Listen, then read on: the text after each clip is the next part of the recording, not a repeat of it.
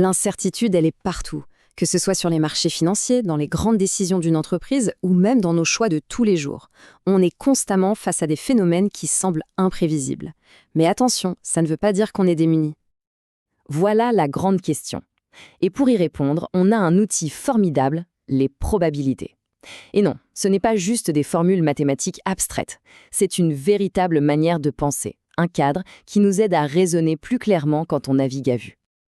Alors, voici le programme. On va d'abord poser le décor avec le monde de l'incertitude et le langage du hasard. Ensuite, on verra comment on mesure concrètement les probas, puis un point super important, comment les événements s'influencent entre eux. Et on terminera en voyant comment transformer tout ça en chiffres utiles pour décider. Pour bien comprendre de quoi on parle, le mieux, c'est de commencer avec des exemples très concrets qui vont nous servir de fil rouge. D'un côté, on a le lancer de dés. C'est simple, c'est propre, on peut le refaire 1000 fois, les conditions ne changent pas. De l'autre, la météo. Là, c'est une autre histoire. C'est un système hyper complexe, les conditions de départ ne sont jamais les mêmes, chaque prévision est un cas unique. Gardons bien ces deux exemples en tête. Avant de se lancer dans les calculs, il y a une étape indispensable. Il faut qu'on parle la même langue. On a besoin d'un vocabulaire commun pour décrire précisément ces situations où le hasard s'en mêle. C'est la base de tout. Nos deux exemples, le dé et la météo, sont ce qu'on appelle des expériences aléatoires. Pourquoi? Simplement parce qu'on ne peut pas savoir à l'avance, avec une certitude absolue, quel sera le résultat. C'est la définition même de l'aléatoire. Alors, l'univers. Ce nom peut faire un peu peur, mais en fait, c'est tout bête.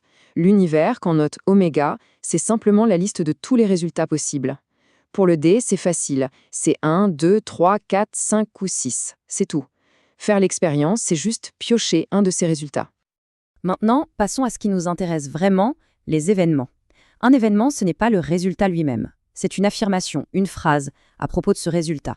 Une question à laquelle on peut répondre par vrai ou faux, une fois qu'on a le résultat. Par exemple, le dé est tombé sur un nombre pair. C'est un événement. Une fois que le dé a roulé, on peut dire si c'est vrai ou si c'est faux. Pareil pour la météo, il fera soleil samedi. C'est une affirmation, un événement. Et c'est justement sur ces événements qu'on va vouloir calculer des probabilités. Bon, maintenant qu'on a le vocabulaire, on passe à l'action. Comment on fait pour quantifier la chance qu'un événement se produise? Comment on lui met un chiffre dessus? C'est ça, le cœur du sujet. Une probabilité, c'est un nombre qu'on attribue à un événement. Et ce nombre est toujours coincé entre 0 et 1. Si la proba est de 0, ça veut dire que l'événement est impossible. Si elle est de 1, il est certain. Et tout ce qui est incertain, eh bien ça se trouve quelque part entre les deux. Alors, une des règles fondamentales, c'est celle du « ou ».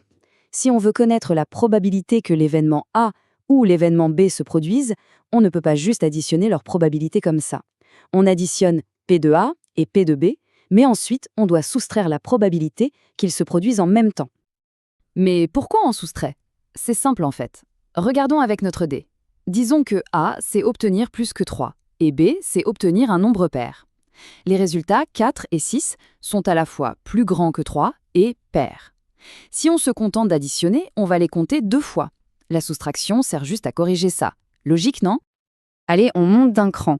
On va aborder une idée un peu plus subtile, mais absolument essentielle en gestion. Le fait qu'une nouvelle information peut, et souvent doit, changer nos estimations. C'est l'idée que les événements peuvent s'influencer. Et ça porte un nom, la probabilité conditionnelle. C'est un outil hyper puissant. Ça répond à la question « Quelle est la probabilité de A maintenant que je sais que B est vrai ?» C'est une manière de mettre à jour nos croyances en temps réel avec les informations qui arrivent. Regardons notre dé. La probabilité de base de faire un 6, c'est une chance sur 6. D'accord? Mais si je lance le dé, je le cache et je vous dis « Le résultat est au moins 4 », est-ce que la probabilité de faire un 6 est toujours de 1 sur 6? Bien sûr que non. L'univers des possibilités a changé. Il n'est plus de 1 à 6, mais seulement 4, 5 ou 6.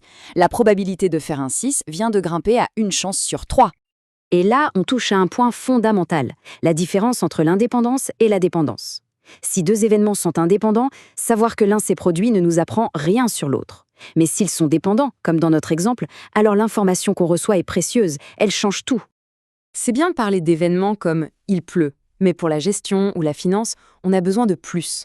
On a besoin de transformer ces descriptions en chiffres concrets, en euros, en degrés, en quantités qu'on peut analyser. La question, c'est donc comment on passe d'un résultat qualitatif, comme « il fait beau », à une donnée quantitative avec laquelle on peut travailler. La réponse, c'est la variable aléatoire. C'est notre traducteur.